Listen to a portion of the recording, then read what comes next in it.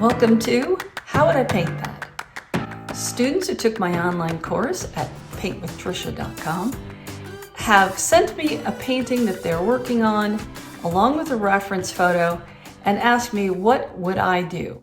Here is her painting and her reference on the left. She's told me that the focus of it, the reason why she wanted to paint it, is because of the beautiful reflections in the water. And so she's already made a good decision in that she has cut off the decking that would be blocking us from seeing all that reflections. When I look at the photo, I immediately see what I think makes it really hard.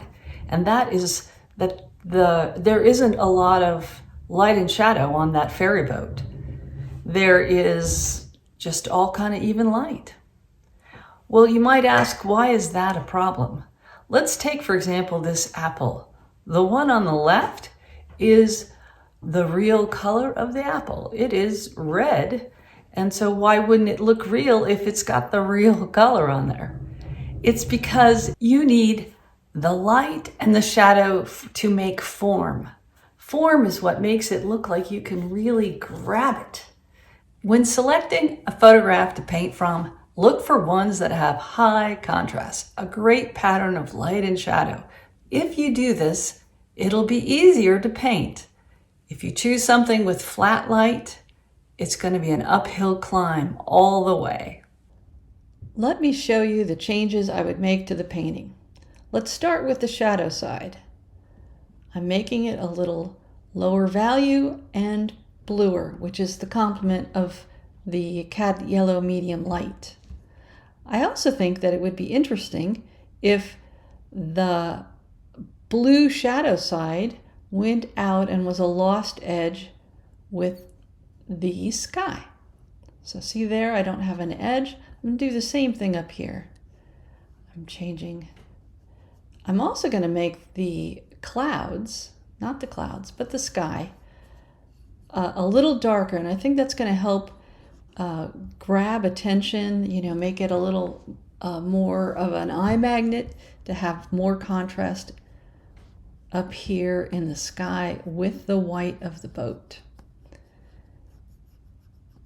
I'm changing the drawing a little bit.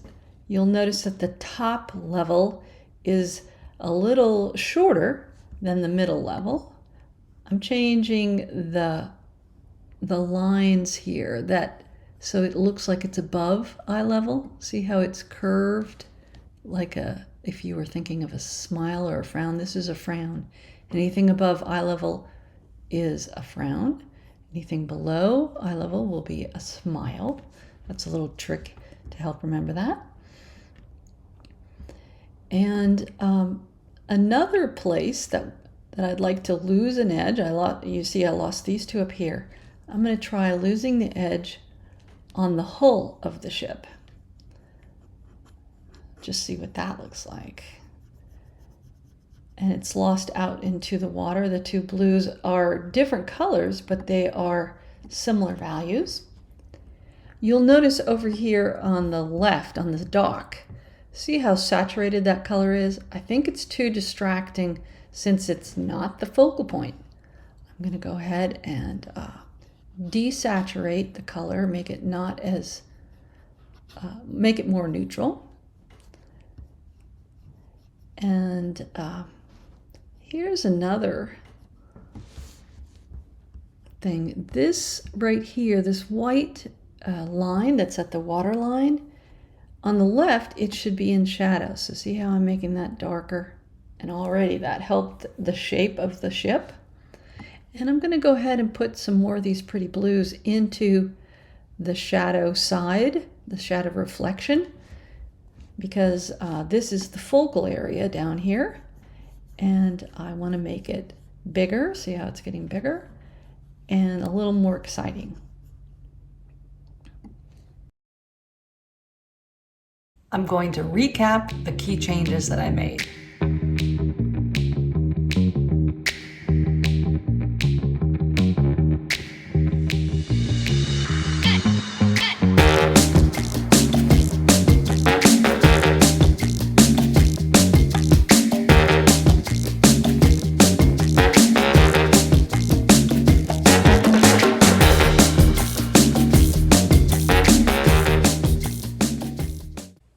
Happy painting!